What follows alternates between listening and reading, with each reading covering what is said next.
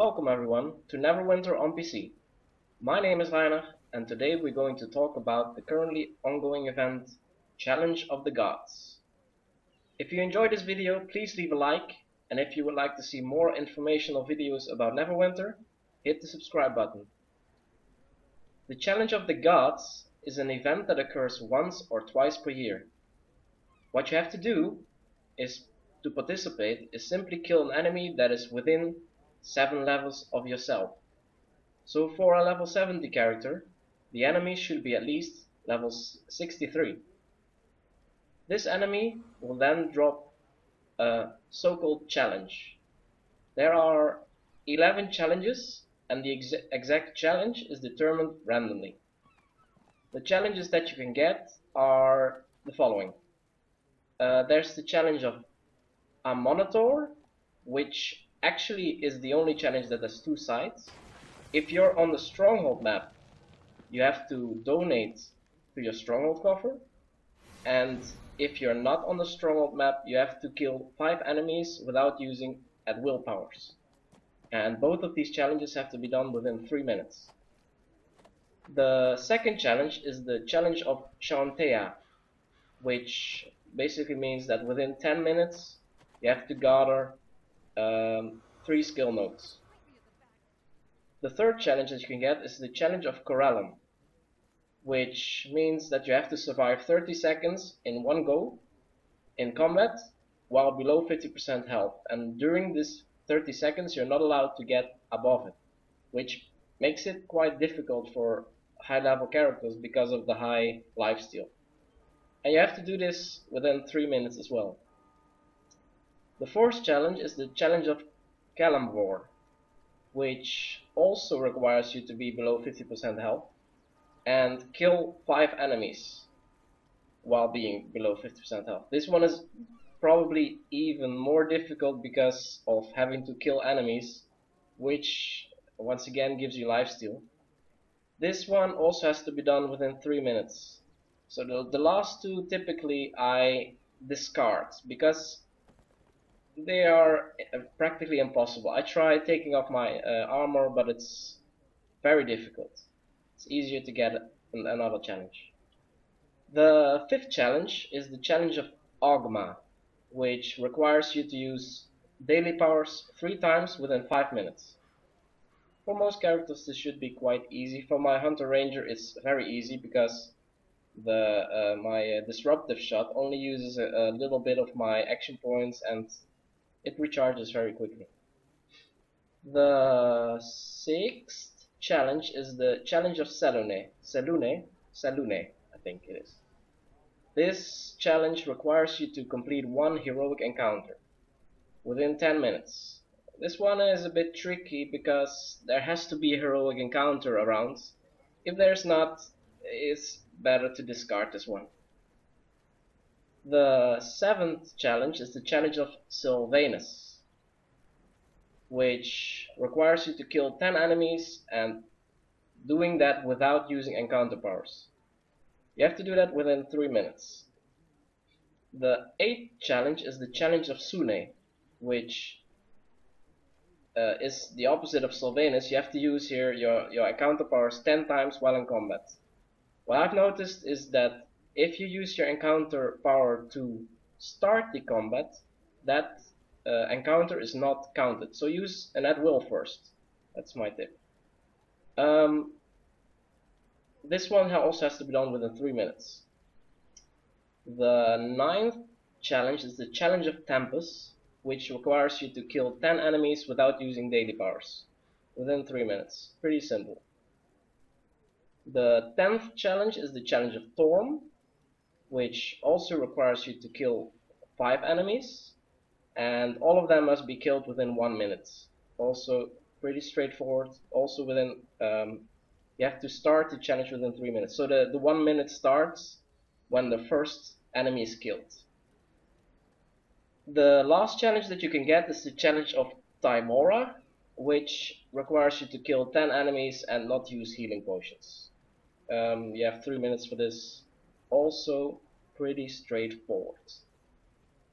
When you beat the challenge that you will get a gift of the gods. This one. Before you start going through the challenges though, you should visit this guy here, the Speaker of Eo. He spawns on the Protector's Enclave on the standard map for all the events on this platform. And this guy will give you a quest, Blessings of the Gods, and this one requires you to basically do 5 of the challenges, finish 5 of the challenges. When you turn in this quest, he will reward you with a blessed gift of the gods. So the challenges give you what was it? A gift of the gods, and this one gives you a blessed gift of the gods. This is basically an upgraded one which gives you better rewards. To look at the rewards, let's go to here. So the gift of the gods, the basic ones that you can get as many as you want every day. It gives you either a celestial mantle, which is just a transmute, invocation gift. I think you can only get this once per day, but I'm not super sure. It gives you an ardent coin, so it's pretty okay. The third one is the Celestial Grace die pack. It's okay-ish. Divine Injury Kit, which gives you immunity for 10 minutes. It's okay to sell this if you have PvP. And either enchants, runes and potions, which are appropriate for your level. So that means that you should open these when you're level 70 and not downscale to another level. And also, I think it's best to open these during double enchant, so you can keep them. They stack up at least to 99, maybe even to 999. I'm not 100% sure. So now to the blessed gift of the gods. This one is the upgraded one, and you can get them from the quest from this guy, and you can only get one per day. And this one gives you better goods. First one is the current purse, which is usually a letdown. You can get some rough Azure diamonds, but the drop rate of that is not super good. These are from the Valkynes event. It's the one purple one, but it's not the best drop here for sure. Then you can get this rare priestess, which is not that great. The active bonus is not that good, but if you still need some companions, this is a nice blue one, which gives you some item level. The next one is another companion, an acolyte of Cannonbore. Also, the active bonus is not that great, but if you need companions, it's okay. The Timora's Lucky Coin, which is okay-ish, since it's an extra buff that you can get, but it's only a minor buff, and it's only 10 minutes, and it's random, so not very reliable. The actual best thing you can get in this box is the Forge Hammer of Gaunt. Sad to say, it binds and equip, but if you don't have it yet, this is a great item to get for your professions, because this is an artifact that you can level up to mythic, and if you use it, you get a professions asset that can be up to mythic and will give you 60% quality improvement. So this is actually the best thing you can get out of this whole event. Next up is the Thunder set, which is not super great, but some of the parts are okay for Oathbound Paladin. The Ogma's Token of Free Movement, which some people like to use. It's gotten less good since of the immunity, the movement immunity changes in Chult. It doesn't always work. There's another companion, which is also not that great. And there's a bell that can help you with your companion. And you can get the vicious enchantments in here. So, for the people that are not very strong, you can actually cheat the system a little by going to Never Death graveyards. here. In this map, there's an area around the dragon that will de-level you to level 30, if I'm not mistaken. This means that the minimum level of the enemy also drops down to level 23. So if you're not strong, you can kill these enemies pretty easily there, because level 30 enemies are really weak.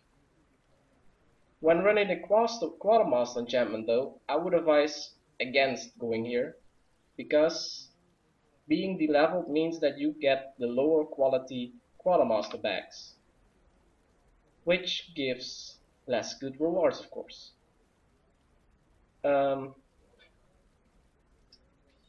The better place to go is, in my opinion, Sharandar, and you should go to the third area of Sharandar. The enemies there are level 68, and for a level 70 character they should be very easily killable.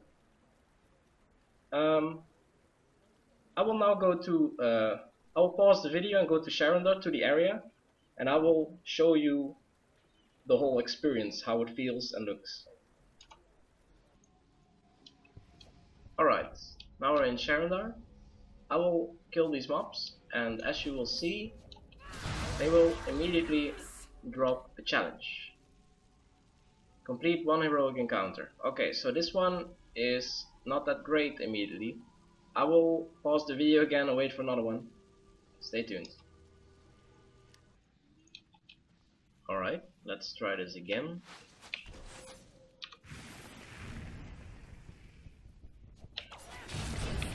So, here's another challenge. They look like this, by the way. Okay, I got another one that is not easy to do. So, I will be back again. Alright, 3 times the charm. Let's try this again. Hopefully I'm lucky this time. Oh, cooldown is not done yet. So, still not okay. It should be done right about now. Yeah, there's my challenge. Oh god. I'll be back. Alright. Cooldown should be over again.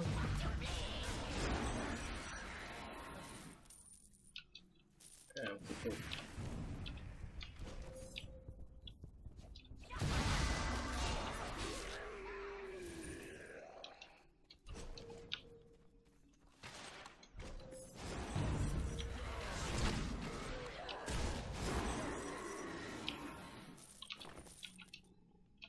Nothing a bit is missing.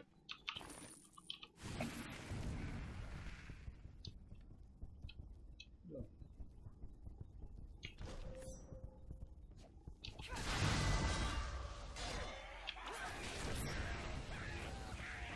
Ah, there we go. Things. What we get? Oh god, really?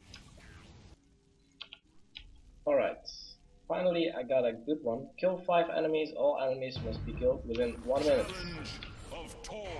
They're the first candidates.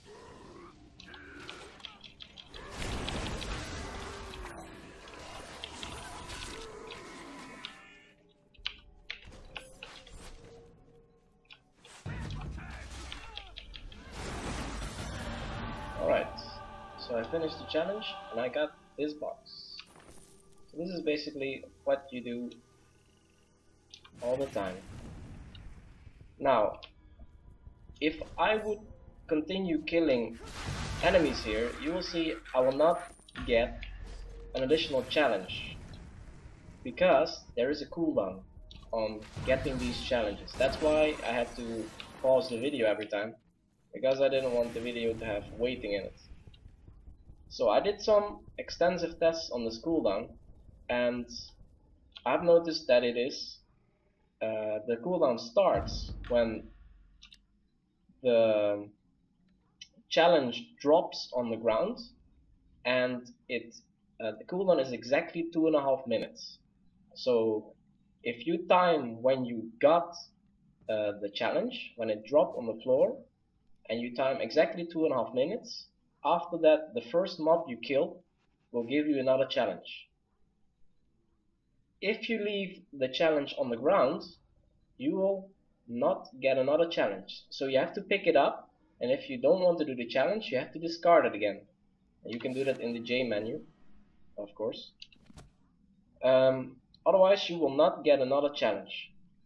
Something else that you can do is switch to another instance. This will give you again the 2.5 minutes cooldown anyway, but it will save you from picking up the challenge and discarding it, which, yeah, it's not, yeah, it's not necessary anyway. It doesn't help. So that's basically it. So if you leave the challenge on the ground for like 3-4 minutes and you then pick it up and discard it, there seems to be a random additional delay until you get your next drop. So whenever a challenge drops, if you want to do it or not, doesn't matter, always pick it up and discard it if you don't want it. So that's all I have to tell you guys. So thank you for watching this video. If you have any remarks on this video or any suggestions on what to investigate next, feel free to leave a comment below, and as always, see you in the next one.